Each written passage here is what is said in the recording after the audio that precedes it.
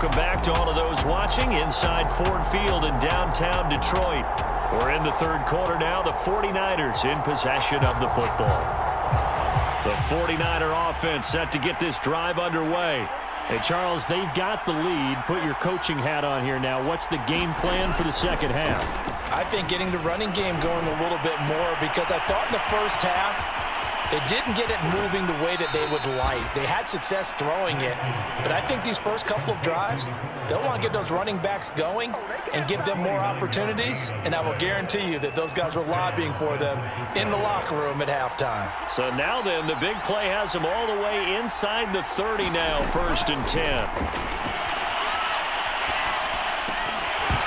And this will be incomplete. Physical play on the football there, and it's 2nd down.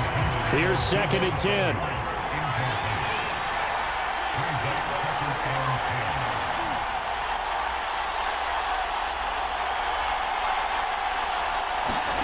Faking the give to Mostert. Now Lance.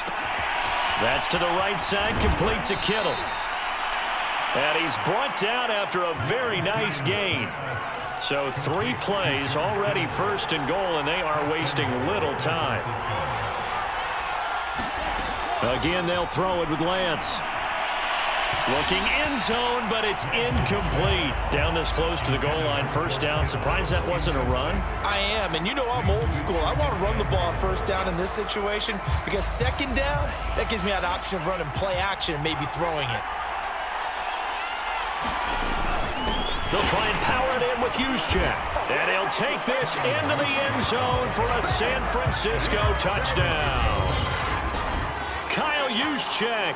Excellent work there to get in on the touchdown run. And the Niners take the opening kickoff of the 3rd quarter and drive right down the field to extend their lead. Gold with the extra point, and it's now 21-7.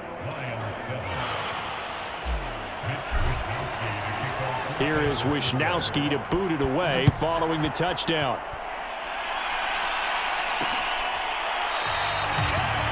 And no effort to bring this one out. It's a touchback. So we get a look at the Lions offense as they get ready for their first possession of the second half. And their deficit a little wider than it was at halftime. Does that touchdown a minute ago change the thinking here at all? I think it does, at least a little bit, because now urgency has to start setting in. You can't go out there and go 3 and out and run the risk of falling behind substantially, but you have to do it without pressing, because pressing, that'll lead you into bigger errors. I know many people like to throw to the tight end, maybe in a little flexed out position because he creates mismatches with his size, but slot receivers do the same thing with their quickness, their speed, and their route running savvy. And he tried to bounce it outside, but they'll stop him behind the line. A loss on that play, and now 3rd down gets tougher, 3rd and 6. This defense is just flat getting after it. They have not given up much of anything in the run game. Case in point right there. This offense in desperate need of a conversion as they come up on 3rd down. Goff. He's got his man, T.J. Hockenson. And he's going to be out of bounds, but not before he takes it inside the 40. A big play that time on the catch and run. And this offense needed something to try and seize the momentum a little bit. That might have been exactly what they needed. Now they have a chance to go downfield and score and cut into the lead. So how about that for a chain mover? They're all the way down inside the 40 now for 1st and 10. Go off a handoff here to Swift. And this time they were waiting for him as he'll be knocked down before he can get back to the line of scrimmage. He'll lose a yard there, and it's 2nd and 11. I see a shake of the head as he gets up, and you've got to imagine he's thinking, guys, you got to help me out. He's hoping his team can read his thoughts because he definitely needs some assistance. The first carry now for the BYU man. It's Jamal Williams. And he's going to get this down near the 20-yard line. I'm okay with the call there. In fact, I actually like it. I know they're down a couple of scores, but the running game worked in that situation. I would continue to go in that direction.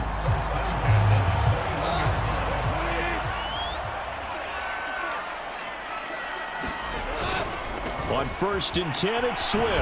And he'll take this inside the 20 and down to the 18. tackle that time by Jarquiski Tart. Oftentimes we praise an offense for their variety of being able to hit people with the run in the pass, but in this game, how about what we're seeing from the safeties? They are all over the field. Doesn't matter if they threw it or if they're trying to run it. I don't think we've ever awarded an MVU, most valuable unit, but you're right, it might go to them in this game. I like that, MVU. Well done. And the Lions are going to be set up with a first and goal as good running gets them down to about the 4-yard line. Something to watch here in week 1 of the season, tackling. Because you and I both know that in the preseason, a lot of these guys don't play a whole lot. Plus the intensity and the speed really ratchets up on opening week. Now Gall. This is caught. Another day, another day. They'll contain him to just 4. Second down. Not a big window to throw. Coverage wasn't too bad there. Yeah, they had him under wraps pretty well, but somehow able to muscle his way open and catch the ball. Second and goal from the 1.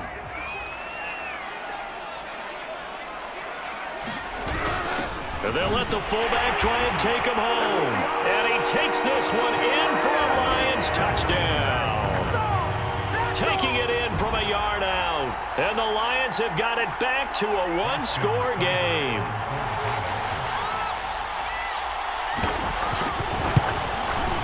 Extra point by Seibert, up and good. And that'll cut the lead down to a touchdown. So a nice drive put together there. They go 75 yards in 9 plays. And it ends with a 1-yard touchdown run. The kickoff unit is out on the field, and they will send this one away. Here's Mecole Hardman. And his guys will get the football right at the 20-yard line.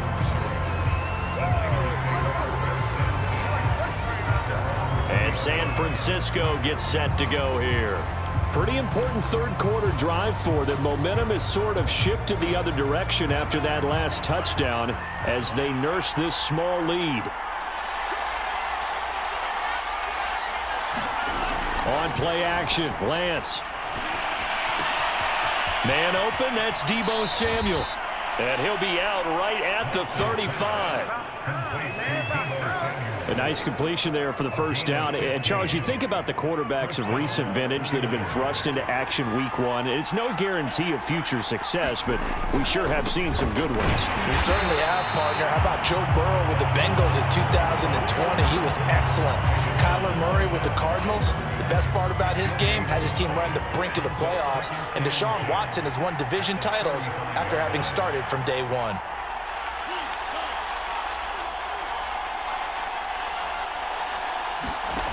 Working from the gun, Lance.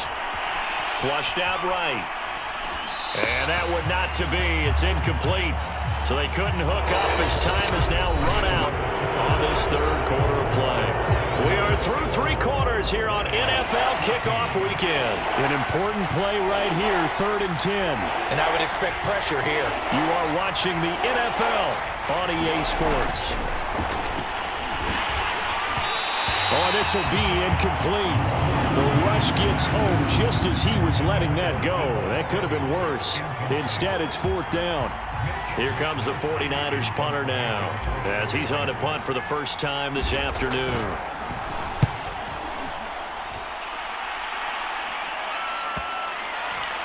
And a nice job here on special teams. This will be down inside the 10 at the 8-yard line.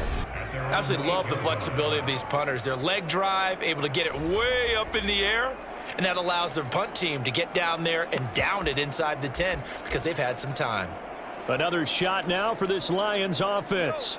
And it feels like the momentum has shifted. They scored, then their defense forces that last punt.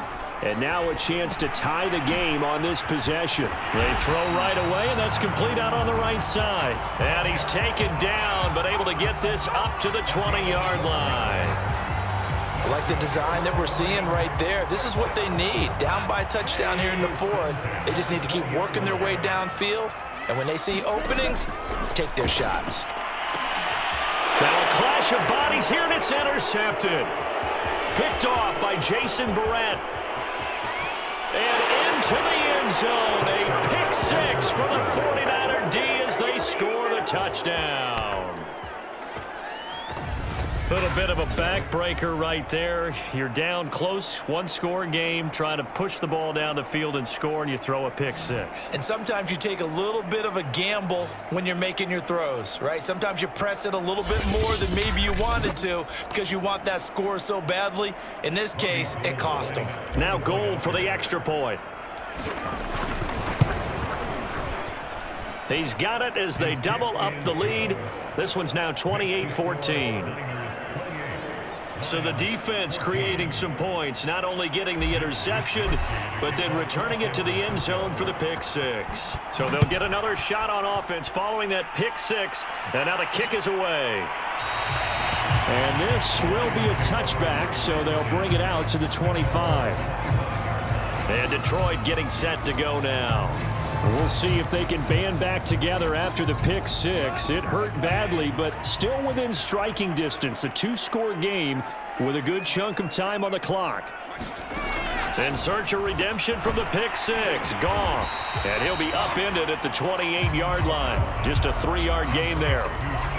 You got the big lead defensively. Willing to give him that underneath stuff, right? And this is why you work on your tackling. Tackle them after the catch, inbounds, keep the clock running. Just go ahead and bleed the game out that way. Goff's throw taken in by Hockenson here. Let's not quibble about the gain there on second down. That was a positive play because that was a take-what-you-can-get situation. Got out to the tight end.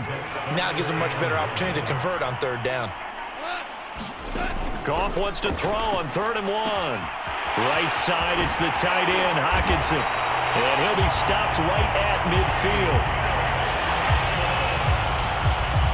Good yardage on the completion there. And when they look at the scoreboard, they do understand a field goal is not going to do them any good. My guess, they're going to press the ball downfield as far as possible, try and throw it into the end zone and get a score because they know they've got to get that done and get the ball back as quickly as possible. And he'll be brought down, it looks like right at the 40. Good call there on first down. And, Brandon, I'm getting better over the years of not screaming out, screen, screen, screen with my defensive training. They want to keep those pass rushers honest, and they did so there, and they wind up picking up positive yardage. And here he'll be brought down a little shy of the 35 at the 36. Now, correct me if I'm wrong. Yeah, you're down 2 scores. I don't think you need to rush just yet, but you can't take your time either. Yeah, even if you don't want to commit to full 2-minute offense, you have to up the tempo, up the urgency. Maybe you're starting to call 2 plays in a huddle each time you snap the ball.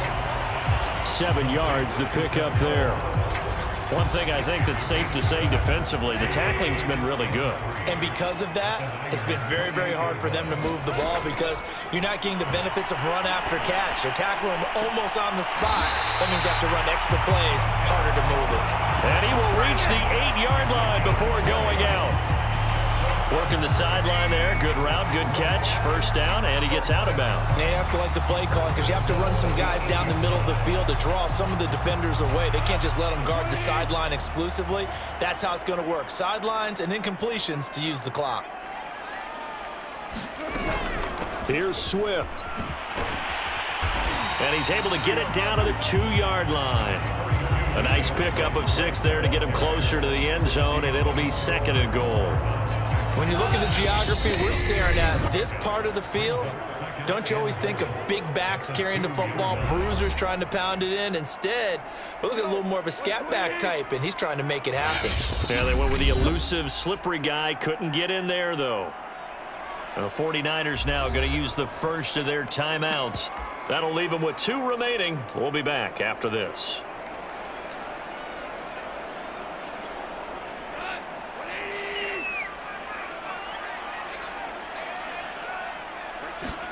On 2nd and goal, Goff.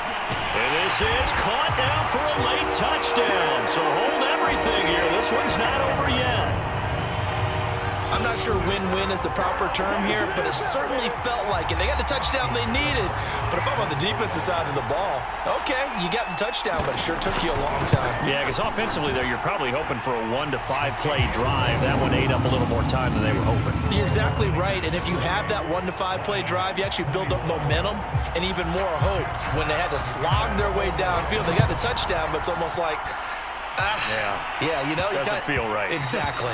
And that'll be a little too hot to handle as it will skip through the end zone for a touchback.